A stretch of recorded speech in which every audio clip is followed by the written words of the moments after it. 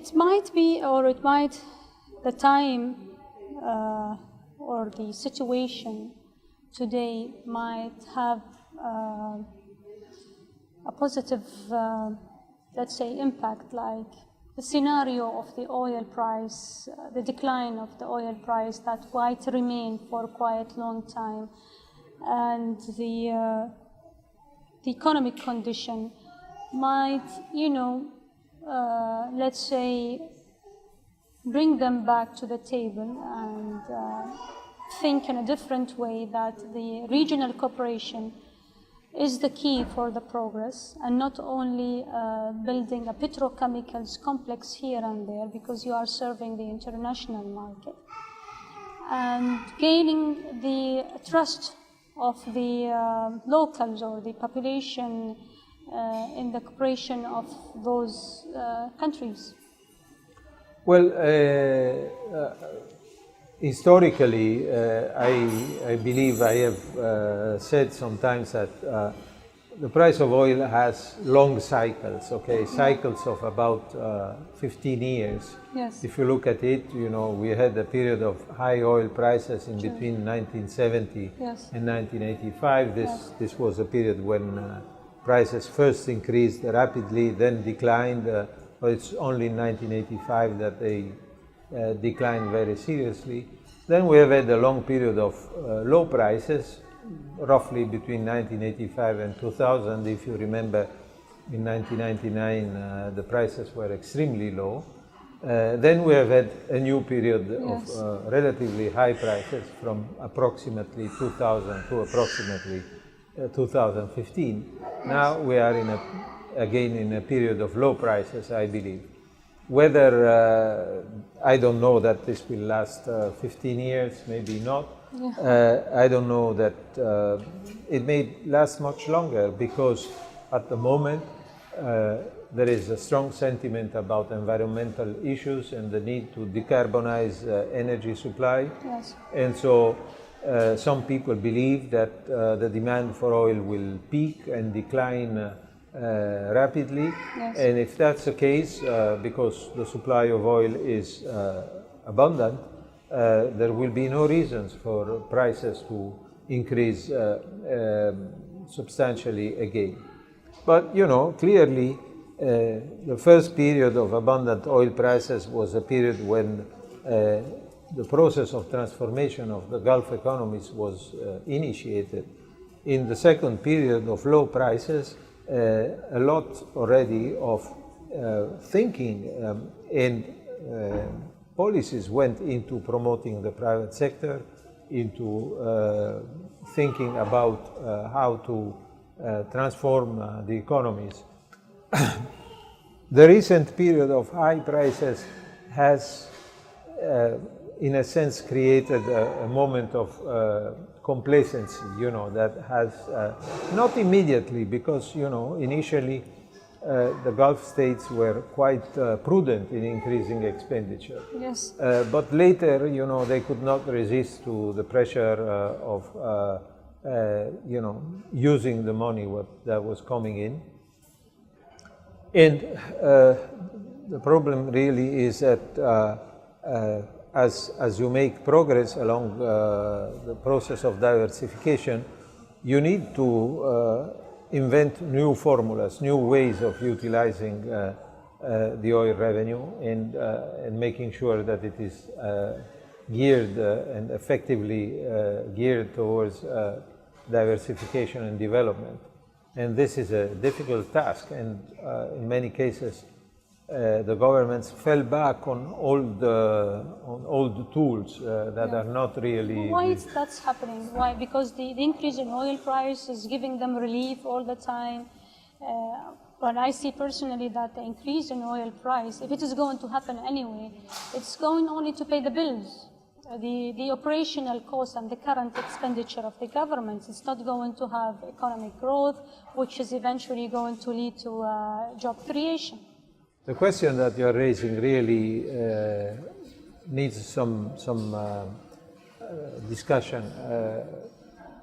in essence, you know, when the state receives the oil revenue, it needs to spend it in order for the economy or the people. By the way, I am not in favor of the says that whatever they say that oil is a curse, is not a blessing. I see it's a blessing. No, no. It depends on how you utilize it. Exactly. You know, it's a tool. It depends how you use it. Now, for me, I think oil money needs to be spent. I'm not very much in favor of just accumulating oil money in a sovereign wealth fund, because that simply creates a lot of financial wealth, but it does not transform the country, the economy of the country. So it needs to be spent. And initially, you know, a lot of money was spent, rightly so, first of all, in establishing a state apparatus, a bureaucracy, so hiring people for that, it was necessary. Yes. Then a lot of money was spent in infrastructure, you know, laying out roads to all isolated remote villages, bringing electricity to all isolated remote villages. I These guess are that very was done. essential Yes, steps. that was done perfectly in the Gulf countries, I guess. Yes, that is a major accomplishment, because when you read of countries where only 5% of the rural population has access to electricity, which is common in many countries in Africa, you know, you understand the difference. So this was necessary. But when the second wave of oil money came, more of the same was done. So you started hiring more people into the government bureaucracy, and perhaps some of those were not needed. You started building 4-lane highways instead of 2-lane highways. Now, the benefit of laying a first highway is huge. People that lived in very isolated places became connected. But when you widen that 2-lane highway to 4 or 6, even in some cases, the benefit is not proportional. You see what I mean? It is much reduced. So the effectiveness of this kind of expenditure is progressively reduced. You have to find new ways of employing the oil revenue that are more useful, more productive for the transformation of the economy. Does this discussion leads us to the difference between financial diversification and the economic diversification?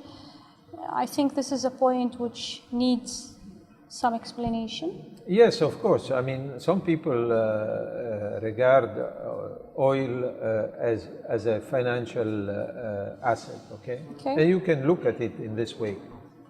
Oil in the ground is like money in the bank. The moment you produce it, you will employ this money in some fashion. From that point of view, you can say that an oil-producing country is a country that has all its wealth in a single asset, which is oil in the ground. And that is not a good financial policy. You know, from a portfolio kind of perspective, you have to diversify your investment.